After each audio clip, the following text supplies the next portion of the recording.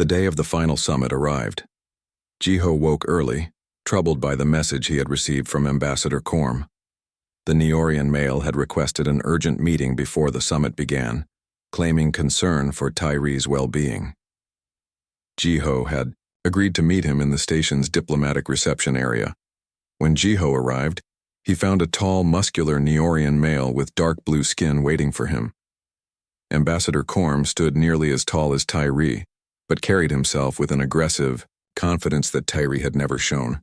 "Dr. Kim," Korm said, his deep voice rumbling. "Thank you for meeting me." "What is this about, Ambassador?" Jiho asked directly.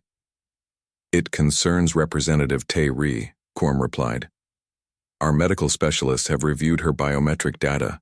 They believe she is experiencing early bonding symptoms with a non-Neorian." Jiho kept his face neutral. "That seems like a personal matter for Representative Tyree." "It is a matter of Neorian security," Korm countered. "Female bonding is powerful and dangerous when not properly controlled. If she bonds with an outsider, she may be unable to return home." "Are you asking me to help you force her to return to your world?" Jiho asked, his voice hardening. "I am asking you to maintain proper distance from her," Korm said. "For her own good. Once the summit concludes, she will return home for medical treatment to reverse the early bonding effects." Jiho felt a cold anger building inside him.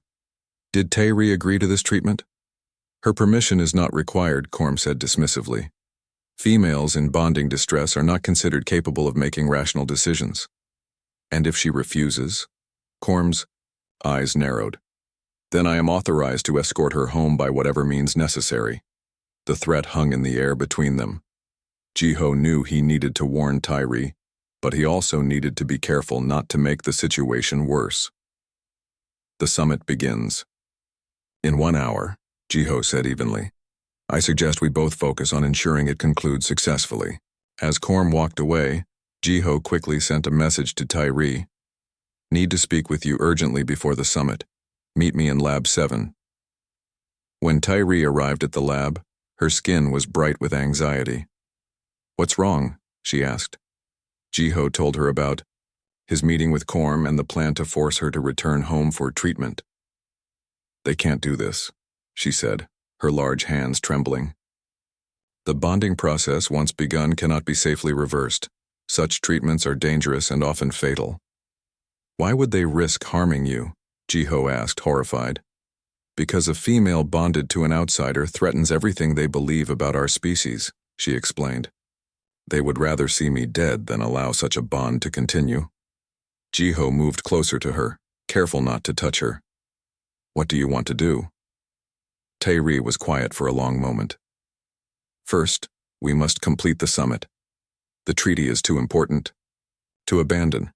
Her silver eyes met his. "After that, I cannot return to my world." "You would stay here, permanently?" "If I am permitted," she said softly. Jiho reached for her hand, then stopped himself. "Would that mean continuing the bonding process with me?" For the first time since he had known her, Tyree smiled fully. The expression transformed her alien features, making her look both vulnerable and strong at the same time. "That depends on what you want, Jiho Kim," she said. "I will not force a bond on you." Before he could answer, his communication device buzzed with an urgent message from Director Park. "Summit starting early. Proximans pushing for immediate signing. Get to the chamber now." The great diplomatic chamber was filled with tension when they arrived. Representatives from all worlds were seated at the circular table, with the Proximan delegation standing impatiently. "Ah, the final delegates arrive," said the Proximan leader with a thin smile. "We were just explaining our need to conclude this summit immediately due to unforeseen circumstances." Jiho saw Ambassador Korm seated at the table, his dark eyes fixed on Tyree. This was the trap. They were trying to rush the signing before Tyree could properly review the changes. Director Park approached them quickly. "The Proximans have submitted a revised mineral rights agreement," she whispered. "They claim it contains only minor clarifications, but we haven't had time to review it thoroughly." Tyree straightened to her full height, no longer trying to appear smaller. "I will need time to review any changes before signing. she announced to the chamber, her voice clear and confident. Time is a luxury we do not have, the Proximate leader insisted. Our world faces a resource crisis that requires immediate action. Jiho saw Ambassador Korm nodding in agreement. He was clearly working with the Proximans to undermine Tairi. Perhaps Ambassador Korm could review the changes, suggested the Centaurian representative. As an experienced male diplomat, he might process the information more quickly. Jiho felt Tairi tense beside him, but her voice remained steady. As the official representative of the Neorian High Council, I alone have signing authority. She turned to face the Proximate leader directly. I will review the changes now in front of all delegates so there can be no accusations of delay. The chamber fell silent as Tairi took the revised agreement and began reading it line by line. Jiho watched in amazement as her silver eyes moved rapidly over the text, her fingers marking sections as she went. After 10 minutes, she looked up. There are 17 substantive changes in this document, not minor clarifications, she announced. The most significant would grant the Proximate Confederation exclusive mining rights to Neorian moon bases for 50 years, rather than the agreed 5 years. Murmurs of surprise and anger spread through the chamber. The Proximate leader's face darkened with rage. This is why females should not conduct diplomacy, Ambassador Korm declared loudly. They create conflict where there should be cooperation. On the contrary, Director Park interjected, Representative Tairi has prevented a serious diplomatic incident through her careful review. For the next 2 hours, Tairi methodically addressed each unauthorized change, suggesting fair compromises that satisfied all parties. By the end of the session, a revised agreement acceptable to all worlds had been drafted. Even Ambassador Korm could find no fault with the terms. As the delegates signed the final treaties, Jiho felt a surge of pride watching Tairi. She no longer showed any signs of the shy, uncertain diplomat who had arrived on the station weeks ago. She was confident, respected, and powerful in her own right. After the signing ceremony, Ambassador Korm approached Tairi. The council will be pleased with the outcome, he said stiffly. Our ship leaves tomorrow morning, be ready. I will not be returning on your ship, Ambassador, Tairi replied calmly. Please inform the council that I am requesting permanent diplomatic status on this station. Korm's face darkened. You cannot simply choose to abandon your people. I am not abandoning them, Tairi countered. I am creating a new path that may one day benefit us all. Later that evening, Jiho found Tairi in the observation lounge, watching the stars as she often did. When she saw him, her skin brightened. Immediately. Director Park has approved your request to stay, Jiho told her. You've been granted permanent diplomatic status. And Ambassador Korm? He's not happy, but there's nothing he can do without causing a diplomatic incident. Tairi's skin pulsed with patterns of relief and joy. So I am free to choose my own path. We both are, Jiho said, stepping closer to her. I've requested a position as permanent liaison to the Neorian embassy here. Director Park approved. Tairi's eyes widened. You want to continue working with me? I want to continue everything with you, Jiho said simply. I know there are challenges ahead. I know a bond between us would be unlike anything either of our worlds has seen before, but I'm willing to face those challenges if you are. For a moment, Tairi was completely still. Then slowly she extended her large blue hand toward him. On my world, this gesture means I offer myself freely, with full knowledge of what it means. Jiho reached out and took her hand in his.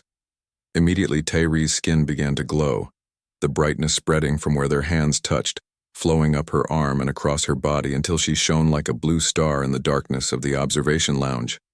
Is this the bonding? Jiho asked softly. The beginning of it, Tairi whispered. It will deepen over time.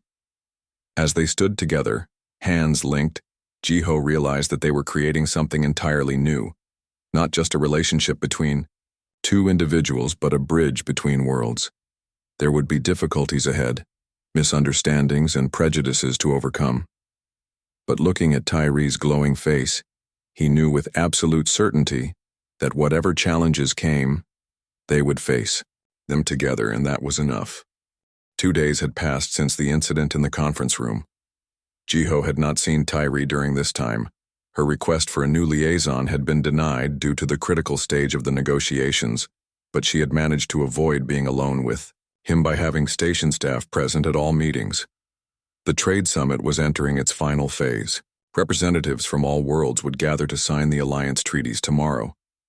Jiho sat alone in the station's garden area, reviewing notes on his tablet. But his mind kept returning to the moment when Tyree had held him, her skin glowing with that intense blue light. "You look troubled, Dr. Kim." Jiho looked up to see Director Park standing before him. "Just preparing for tomorrow," he lied. "The Security Council has reviewed your work," Director Park said, sitting beside him. "They're impressed with the progress you and Representative Tyree have made." Jiho nodded, unsure what to say. "But they remain concerned about other matters," she continued. "Specifically, a plan by certain delegates to exploit a weakness in Neorian psychology during tomorrow's signing." Jiho straightened. "What weakness?" "We've received intelligence that the Proximan delegation plans to introduce last-minute changes to the Mineral Rights Agreement," Director Park explained. "They know Neorians have difficulty processing rapid changes during formal ceremonies. It's apparently a cultural blind spot. That's why I need to warn Tyree," Jiho said, standing up. Director Park held up her hand. "The Security Council would prefer you not interfere. Some believe this will be a good test of Neorian intentions." Jiho stared at her in disbelief. "They want to let the Proximans cheat the Neorians to test them." "Not my decision," Director Park said, rising. "I'm telling you this because I believe in fair negotiations. What you do with this information is up to you." She walked away, leaving Jiho alone with his thoughts. Without hesitation, Jiho headed to Tyree's quarters. He pressed the call button outside her door several times, but there was no answer. Finally, he asked the station's computer for her location. "Representative Tyree is in Observation Deck C," the automated voice replied. Jiho found her standing alone by the large window, staring out at the stars. Even from a distance, he could see her skin was dimmed to a sad, dull blue. "Tyree," he, called. She turned, then immediately looked away. "Dr. Kim, I was just leaving." "Please wait," he said, approaching but keeping a respectful distance. "There's something important I need to tell you." Reluctantly, she stayed, still not meeting his eyes. Jiho told her about the Proximans' plan to alter the agreement at the last minute. "Thank you for warning me," she said formally. "I will be prepared." Jiho took a step closer.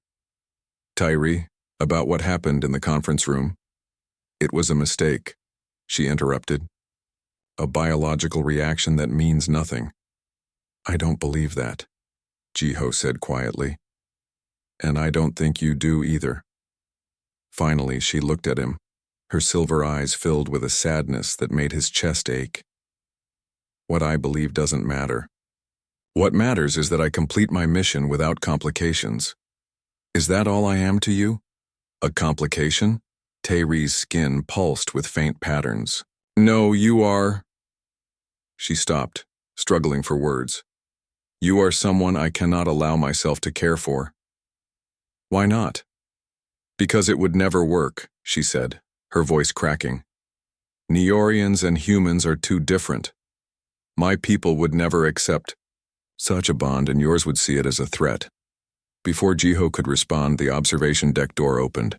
A human couple entered, then stopped when they saw Jiho and Tyree. "Sorry," the woman said.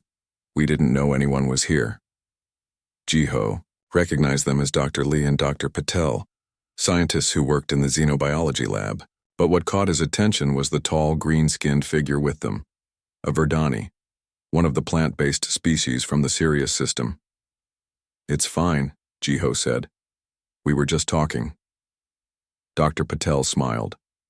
"We were showing Zeph the view.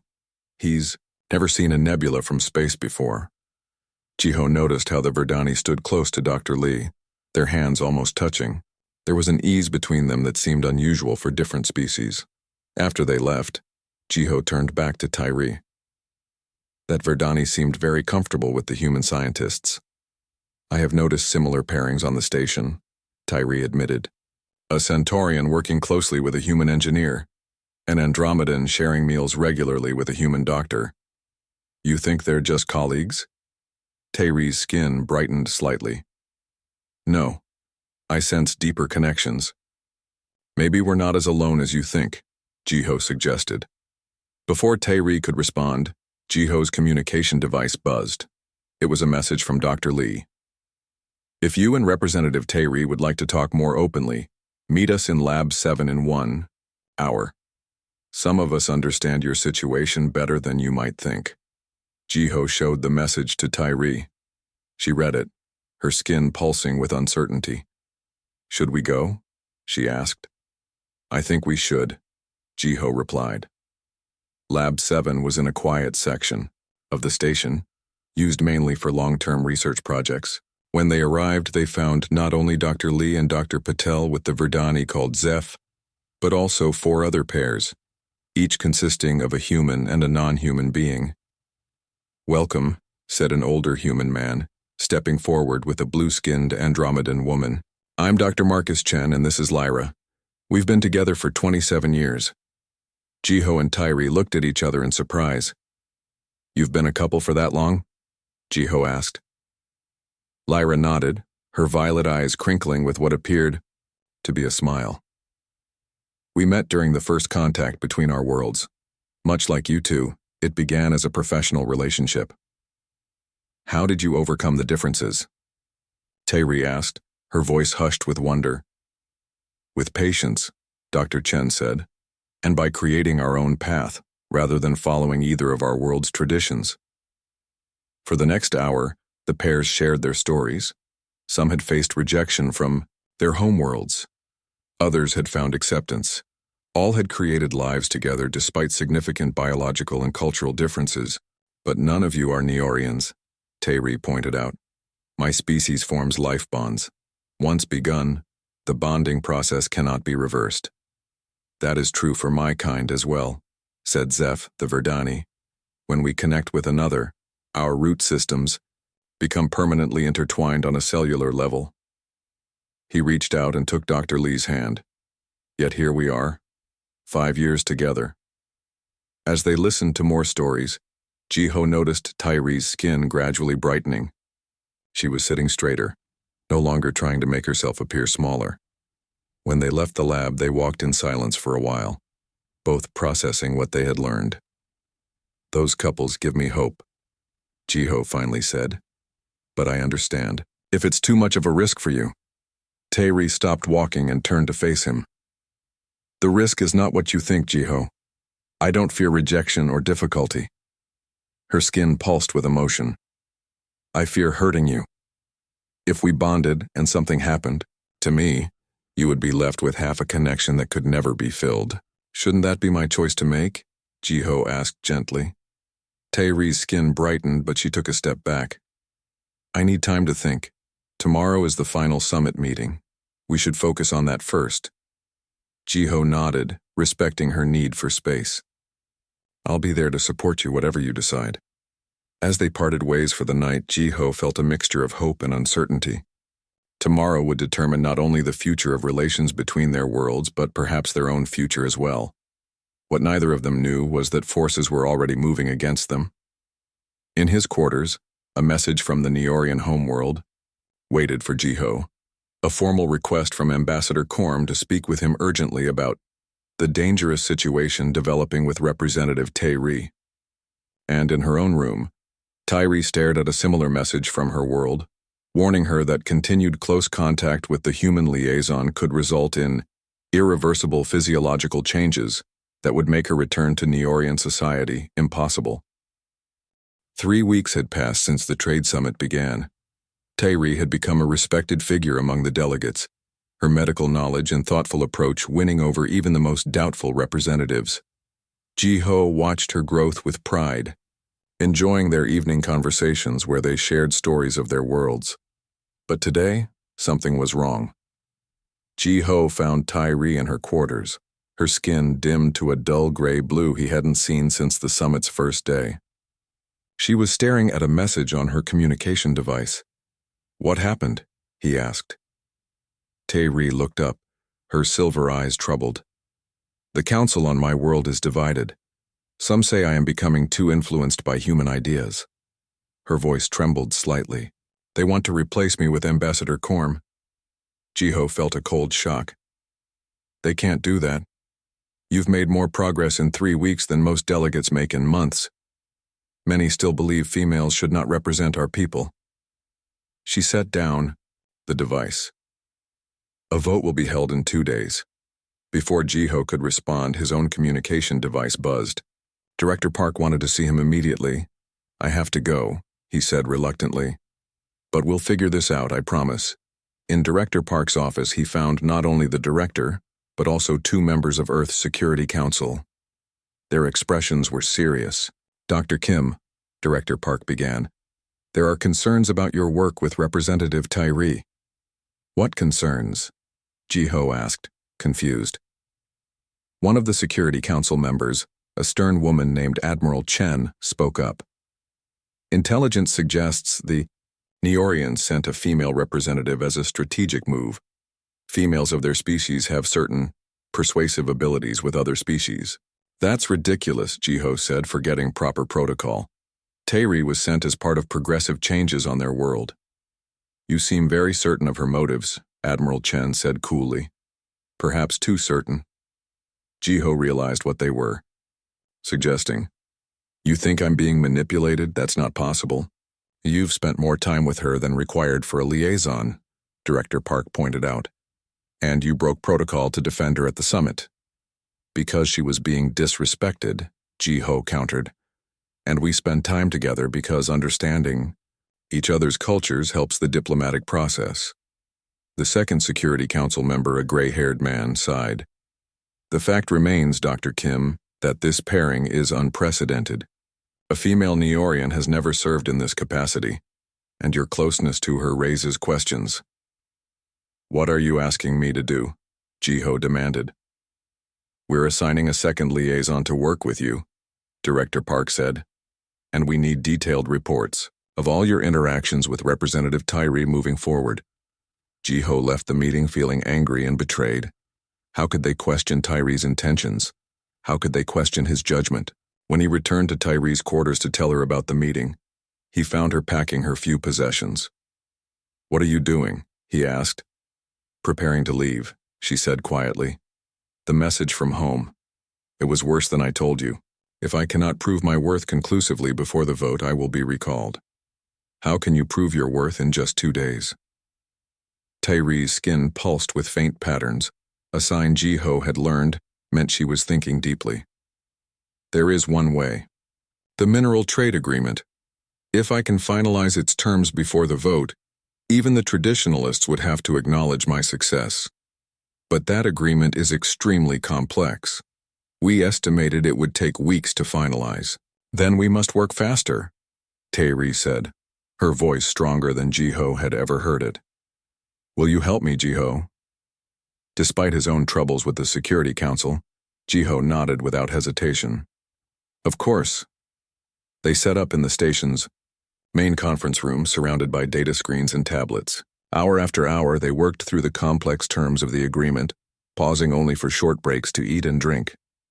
By the second night, Ji-ho's eyes burned with exhaustion. He looked across the table at Tyree, who showed no signs of slowing down. Her blue fingers moved rapidly over the screens, her silver eyes focused and alert. "How are you not tired?" he asked during a brief break. "Neorian females need less sleep than males," she explained. "On my world, we care for the young during night hours while males rest." Ji-ho smiled wearily. "Another thing your diplomats got wrong about you. They keep underestimating female Neorians." Tyree's skin brightened briefly with pleasure at his words. As she reached for another data tablet, her arm brushed against a cup of water, knocking it over. Water spilled across the table, heading straight for the main control panel. Without thinking, Ji-ho lunged forward to block the water, throwing his body between the spill and the electronics. In his haste, he slipped and started to fall. Terry moved with surprising speed for her size, catching him before he hit the ground. For a moment, they froze in that position.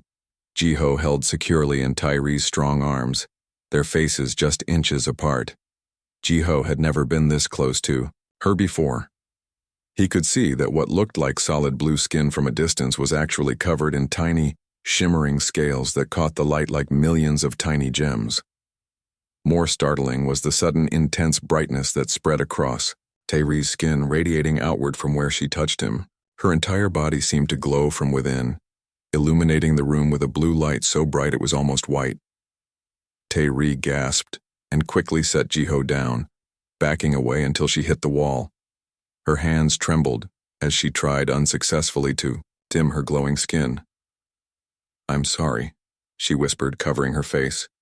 This should not happen." "What is it?" Jiho asked, both concerned and fascinated by her reaction. "Are you hurt?"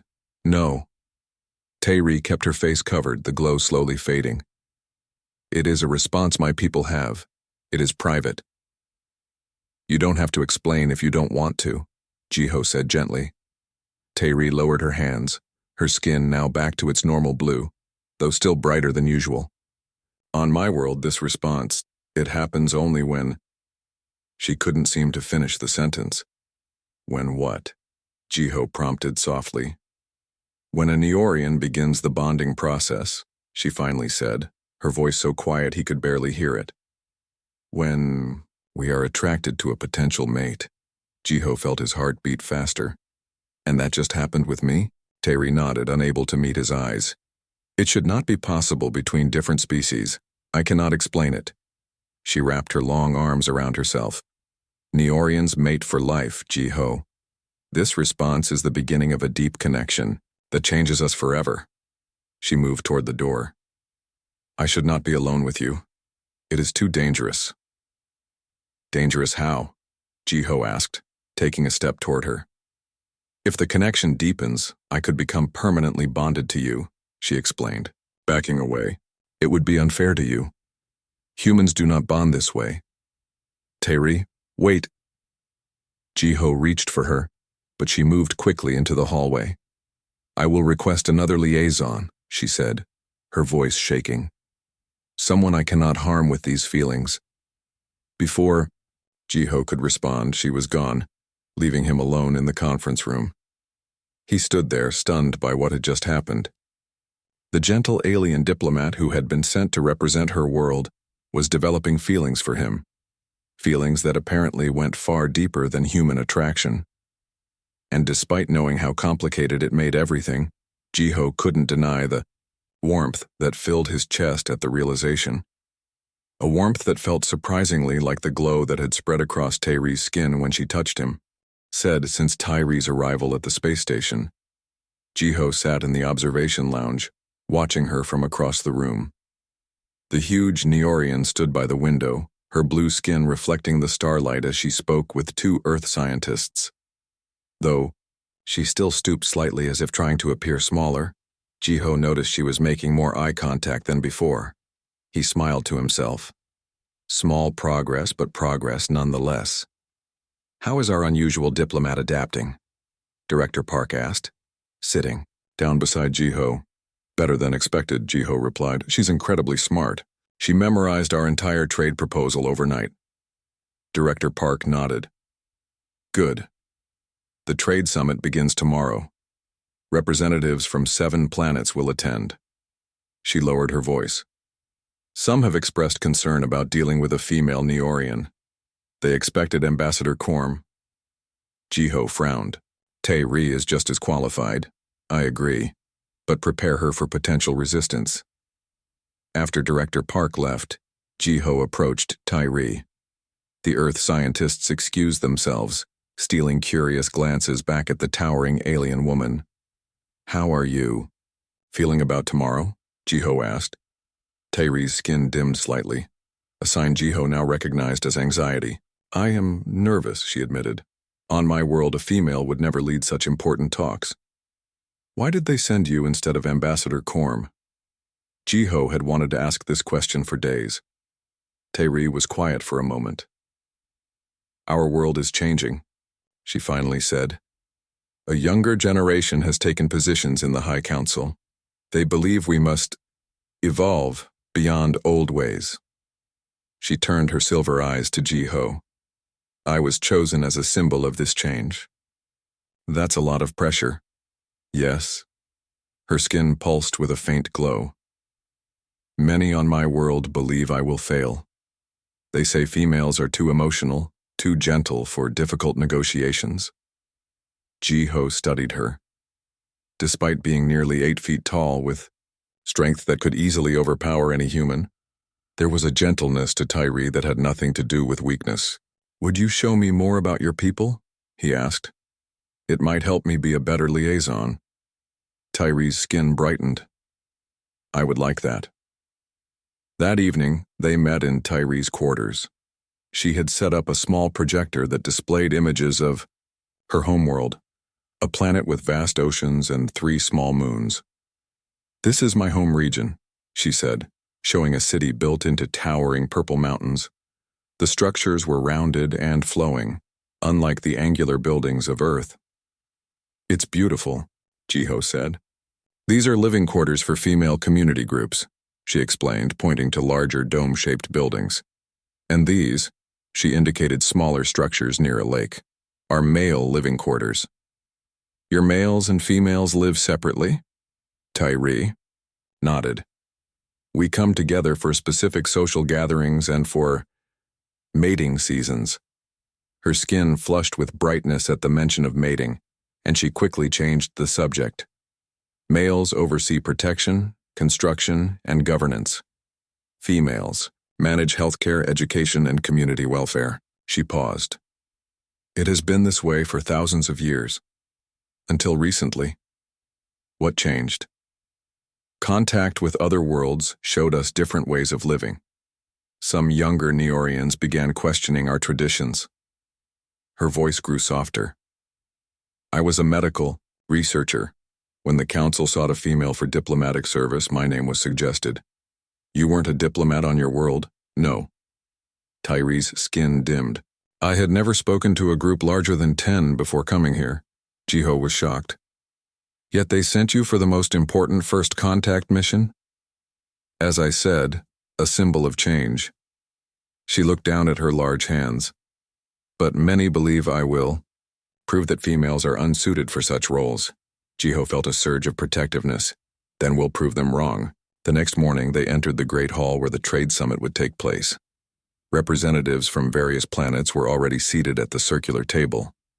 All eyes turned to Tae-ri as she ducked through the doorway. Her skin was dimmed to an almost gray blue, betraying her nervousness. "Remember what we practiced," Jiho whispered. "You know the material better than anyone." Tae-ri nodded slightly and took her seat at the table. The specially reinforced chair creaked under her. "Wait."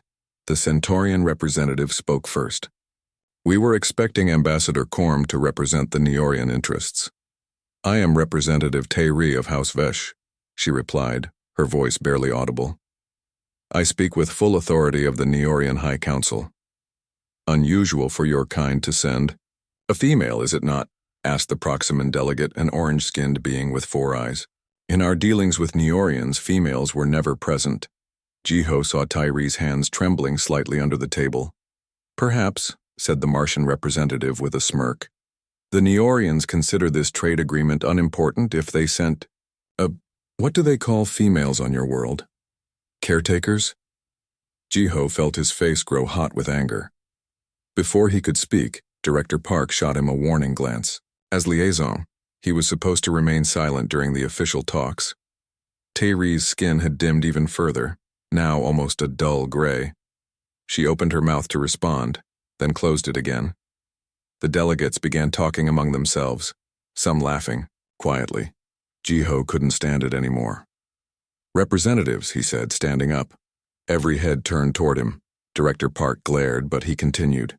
"You speak of Neorian traditions, yet show ignorance of their current reality." "Dr. Kim," Director Park began, but Jiho pressed on. Representative Tyree was chosen precisely because this agreement is of the highest importance to the Neorian people. Her appointment represents a new era in their civilization. He looked around the table. She is not only a diplomat, but was the leading medical researcher in xenobiology on her world. Tyree stared at Jiho, her silver eyes wide with surprise. He hadn't known about her scientific background until last night. Medical research? Asked the Centaurian, suddenly interested.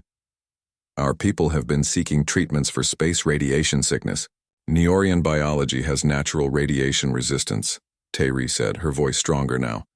My research team developed methods to adapt these protections for other species. The mood in the room shifted. The Proximan leaned forward. We would be very interested in such treatments. For the next 2 hours, Tyree spoke with growing confidence about Neorian medical advances, mineral resources, and technology. The trade discussions became respectful and productive. Jiho watched with pride as she handled complex questions with ease, her skin gradually brightening to its natural vibrant blue. When the session ended for the day, the delegates crowded around Tyree, asking questions and making arrangements for further talks. Director Park approached Jiho with a stern expression. You broke protocol by speaking out of turn. I apologize, Director, Jiho said, expecting a reprimand. Instead, she gave him a small smile. It was the right call. Well done.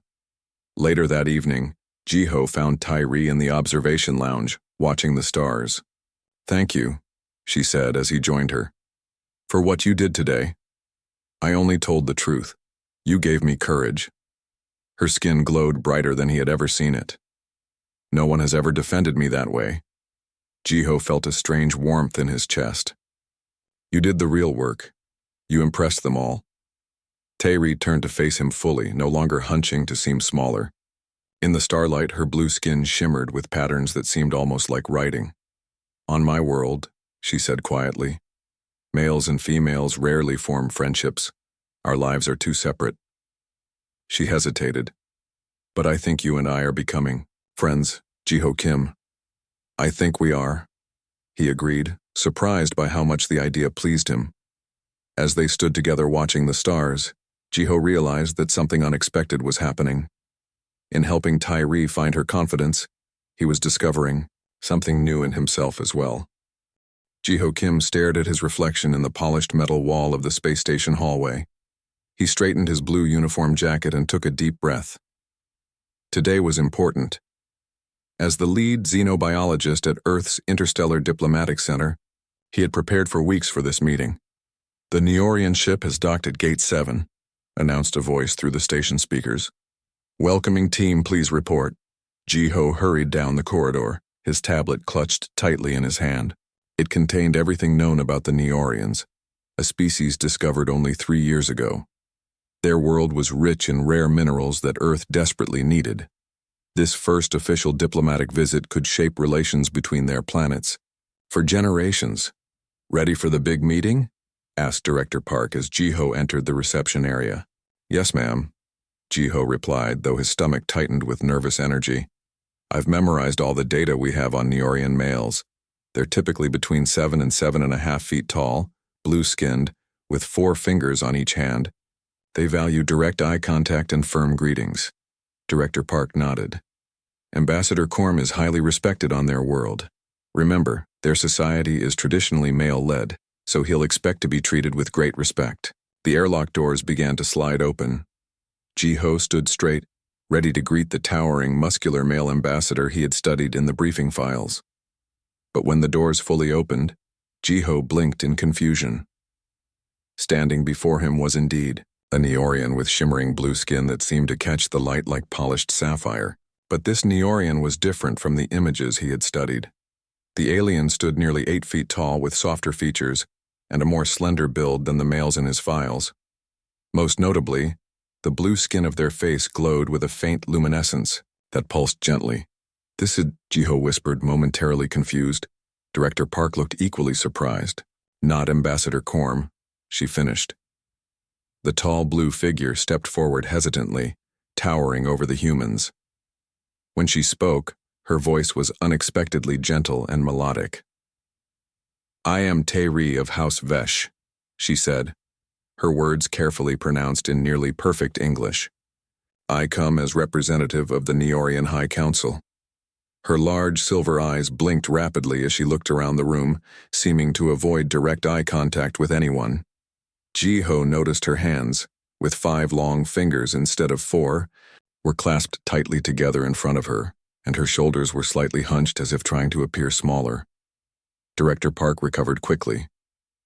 Welcome to Earth's Interstellar Diplomatic Center, Representative Tairi. This is Dr. Jiho Kim, who will serve as your liaison during your stay. Jiho stepped forward and extended his hand as practiced, though now uncertain if this greeting was still appropriate. It's an honor to meet you. Tairi looked at his hand with uncertainty, then slowly extended her much larger blue hand. As their fingers touched, Jiho felt a strange tingling sensation, like a mild electric current. Tairi pulled back quickly, the luminescence in her face brightening. I apologize, she said, her voice so quiet, Jiho had to lean forward to hear. My species, we do not often touch others outside our family units. The fault is mine, Jiho said quickly.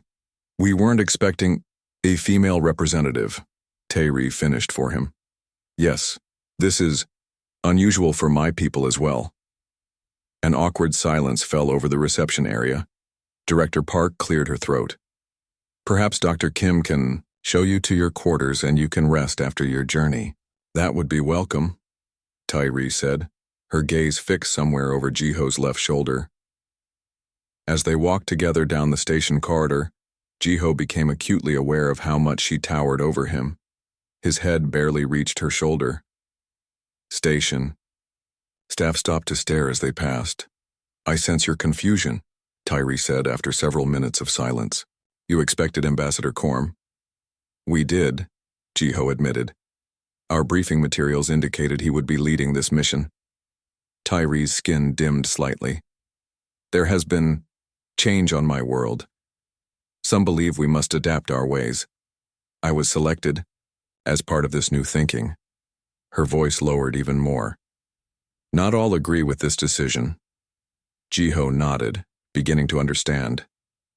This is the first time a female Neorian has served as a diplomat? The first in many generations, she confirmed. Traditionally, females of my kind oversee community welfare and education. We rarely leave our home regions. She paused by a viewing window, gazing out at the stars. This is my first time beyond our solar system.